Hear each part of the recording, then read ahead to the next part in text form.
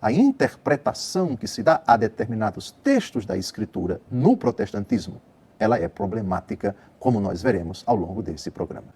A doutrina do apóstolo Paulo sobre a justificação. São Paulo combate o pensamento espalhado, difundido no seu tempo na Igreja de Cristo, segundo o qual o homem, para se justificar, tem que obedecer, tem que cumprir, tem que praticar a lei de Moisés. Vejamos Romanos capítulo 3, versículo 28. Porque julgamos que o homem é justificado pela fé, sem as observâncias da lei.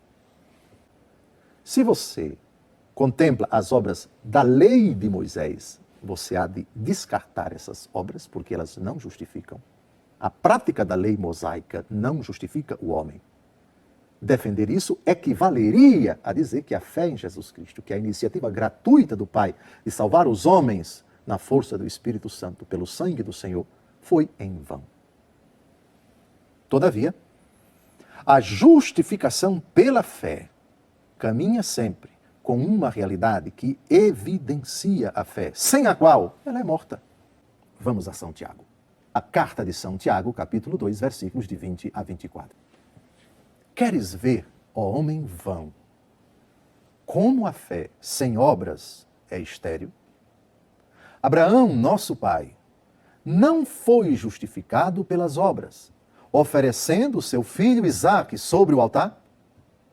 Vês como a fé cooperava com as suas obras e era completada por elas.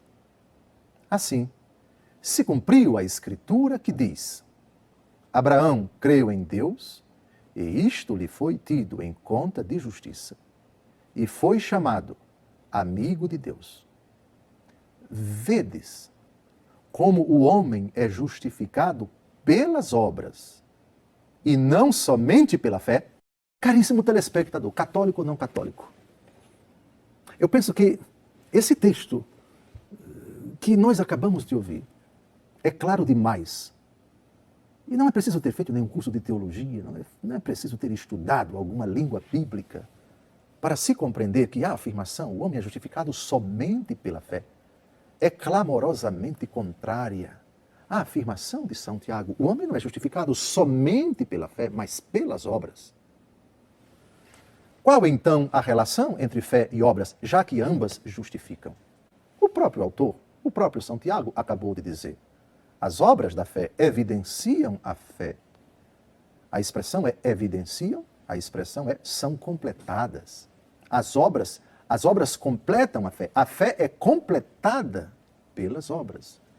Não dá, portanto, para dissociar fé de obras. Colocar o somente aqui é divorciar a fé das obras. É ficar com uma fé o quê? Uma fé abstrata, uma fé conceitual, uma fé, quiçá, puramente celebrativa, mas sem nenhuma repercussão na vida da pessoa. A fé que age pela caridade. O homem é justificado, segundo Lutero, somente pela fé. Segundo a Bíblia e segundo os católicos, não apenas pela fé, mas pela fé e pelas obras que completam a fé, que evidenciam a fé, que explicitam a fé. Lutero satanizava, por assim dizer, as obras feitas pelos homens. Lutero combatia as indulgências, Lutero combatia qualquer tipo de penitência, sobretudo aquela dada pelo sacerdote no sacramento da penitência, porque dizia: isso é obra humana, isso é obra humana, isso é invenção humana, enfim, isso não agrada a Deus. Somente a fé, somente a fé, somente a fé. Esse pensamento não era, não foi, não é o pensamento dos apóstolos. Voltemos a um outro texto muito caro para Martinho Lutero, que, segundo ele, fundamenta sua afirmação: o homem é justificado somente pela fé. Porque é gratuitamente que fomos salvos mediante a fé. Isto não provém de vossos méritos, mas é puro dom de Deus. De novo, justificados gratuitamente mediante a fé. O texto não diz somente mediante a fé, ou mediante somente pela fé. Não. O texto diz mediante a fé. Obviamente que não se pode esperar que no único versículo da Escritura se fale de tudo. Isso significa que o que uma afirmação diz, que não diz completamente, há de se buscar em outras passagens da Escritura. Elementos que corroborem, que confirmem, que completem essa afirmação. Outros textos importantes de São Paulo, de outros apóstolos no Novo Testamento, também falam da justificação pelo batismo. O batismo que salva, diz a segunda carta de São Pedro. Pois bem, o homem é justificado gratuitamente mediante a fé. Isso é ponto pacífico para os católicos, que nunca discutirão isto. O problema é o somente. Somente pela fé, prescindindo das obras da fé. Quer dizer que uma fé puramente conceitual, uma fé puramente interior, ainda que sincera, é suficiente para justificar uma pessoa. Algum apóstolo disse isto. São Paulo mesmo, que escreveu o texto que acabamos de ouvir, os dois textos que acabamos de ouvir, sustentou isto? Não sustentou. Não há contradição entre aquilo que São Paulo diz e aquilo que São Tiago diz, como se houvesse duas teologias conflitantes na igreja primitiva. Na verdade, ambos falaram da mesma realidade de forma diferente. Por exemplo, Gálatas capítulo 5, versículo 6. Nem a circuncisão, nem a incircuncisão justifica, mas a fé que age pela caridade. É uma maneira de dizer que a fé precisa agir, precisa operar pela caridade, ou seja, as obras, sem o que essa fé não justifica. A iniciativa de Deus justificar o homem é livre, é soberana, é gratuita. O homem é justificado quando, mediante o ato de fé, ele crê em Jesus, ele aceita Jesus, ele renuncia ao pecado. Ele abraça a proposta de Deus Pai no Filho, na força do seu Espírito Santo. Ocorre que esse ato de fé não está isolado de outras exigências, de outras necessidades. O ato de fé comporta também uma postura consequente que evidencia, por assim dizer, que completa. A fé precisa ser completada pelas obras, não as obras da lei de Moisés, mas as obras da fé. É verdade que São Paulo, ao falar que as obras não justificam, ele está falando das obras da lei de Moisés. Aquelas obras que eram tão caras aos escribas, aos fariseus, aos doutores da lei. Pensemos, por exemplo, no capítulo 23 do Evangelho segundo São Mateus, onde Jesus destila, por assim dizer, toda a sua indignação contra a hipocrisia dos escribas, dos fariseus, chamados por ele de sepulcros caiados. Eles pagam o dízimo do cominho, do coentro, etc. Mas ferem a justiça, não são misericordiosos. Eles observam o sábado, mas oprimem os irmãos. Eles cumprem à risca determinadas abluções, determinados ritos, mas esquecem, ignoram outras coisas mais importantes. Preocupam-se muito com o dízimo, e Jesus disse, importa praticar isto, mas sem esquecer aquilo. Ele se referia à justiça, à misericórdia. É esse o combate de nosso Senhor Jesus Cristo. São essas práticas puramente exteriores, dissociadas de um coração convertido, de um coração que não está convertido, um coração endurecido.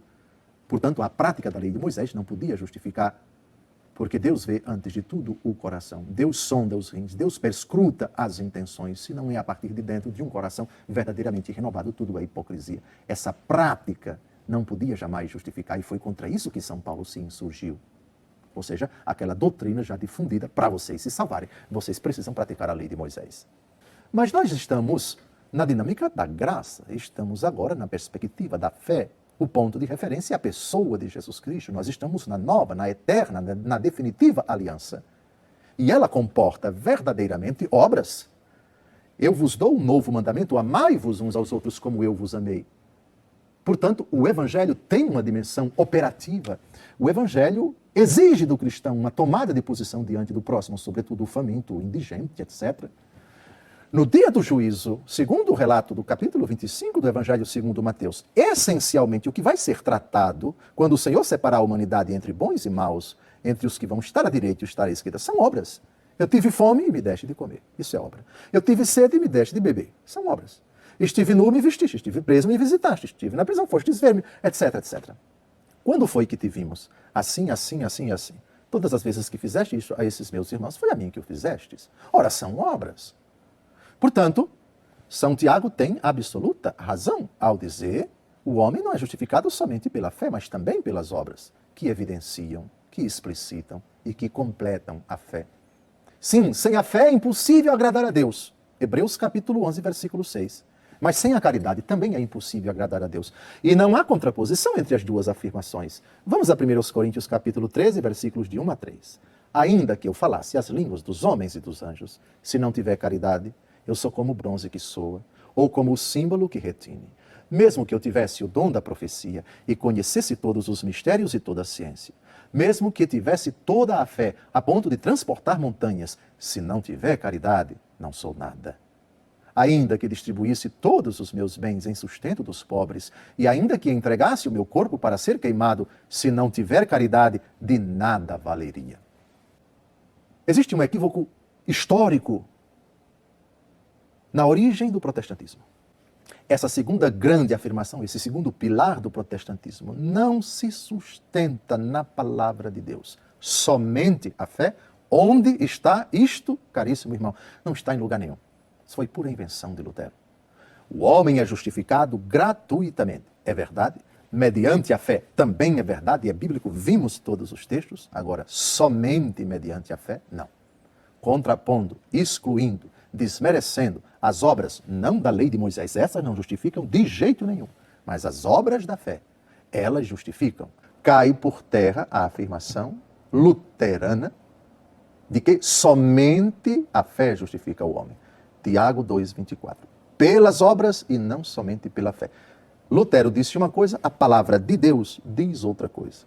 E entre a palavra de Lutero e a palavra de Deus, fiquemos com a santa palavra de Deus. As obras têm um papel tão preponderante na justificação quanto a fé. Nosso Senhor Jesus Cristo, no dia do juízo final, como está escrito no capítulo 25 do Evangelho segundo Mateus, não vai dizer, vocês venham para o céu porque vocês tiveram fé. Não. Obviamente que sem a fé, Hebreus capítulo 11, versículo 6, é impossível agradar a Deus.